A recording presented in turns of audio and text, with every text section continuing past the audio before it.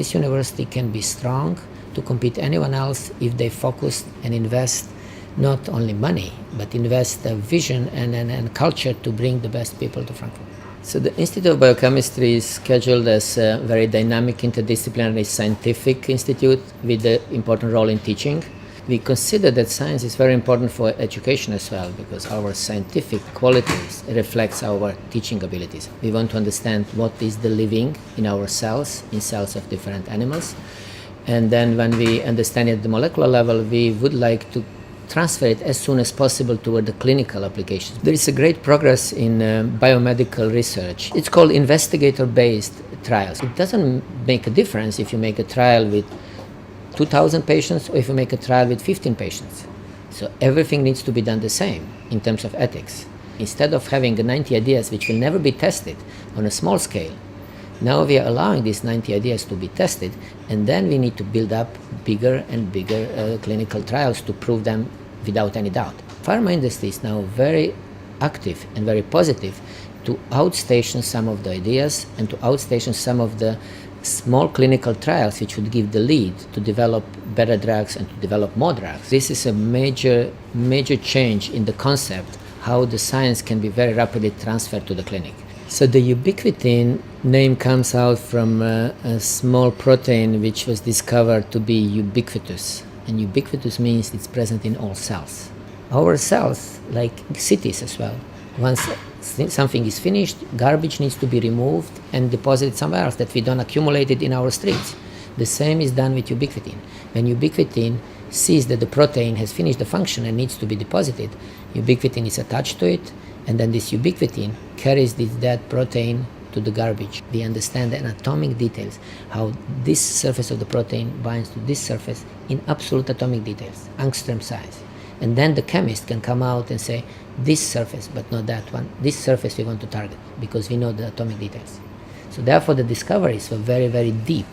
They were coming from the atomic details to the clinical relevance. And this is something which I have been actually credited for many, many awards for this span, that I could accept the clinical knowledge and go and use the atomic details, physics, chemistry and biology to understand the clinical settings. A project focusing on autophagy, and autophagy comes from the Greek words self-eating. This mechanism is quite bizarre, because it seems that you have a cell, and inside the cell you have a small membranes which are aggressive and can then eat parts of the cell, and does it only to create a new energy for the cell to survive, because that's how it was evolved in evolution. It came out as a response to starvation. Cancer cells depend, sometimes they're addicted to autophagy much more than the normal cells, because normal cells live in the normal, let's say, rich environment.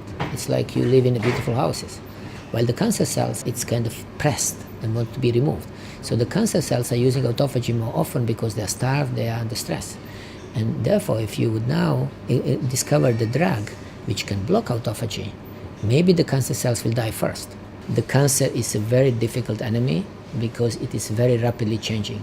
The natural evolution of every single cell is highly speeded up in a cancer cell.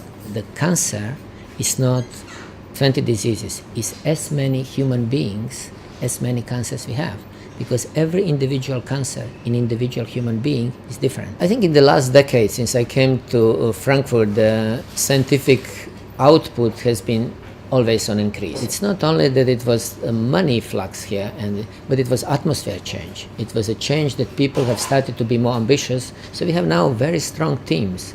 And this was something which Frankfurt has done very well in an excellence initiative competition. The success of Frankfurt in the last decade was significantly improving international visibility. Many of our colleagues are foreign scientists who come to Germany now and are fully functional without any borders. If we as scientists would like to make a major input to society, the best way would be to take the duty of going out of the labs, communicate, get younger kids from school to the faculties to see what real challenges are on the scientific side. I can only be proud that humanities have been so strong in Frankfurt, and then when I travel around, I can be only saying, yeah, Frankfurt is absolutely strong in biomedicine, where I am, and I'm proud of us here, but I'm also proud of humanities, and I feel stronger by being a Goethe University professor whenever I am sitting at the table with all other dignitaries. So it's fun to say that we are strong.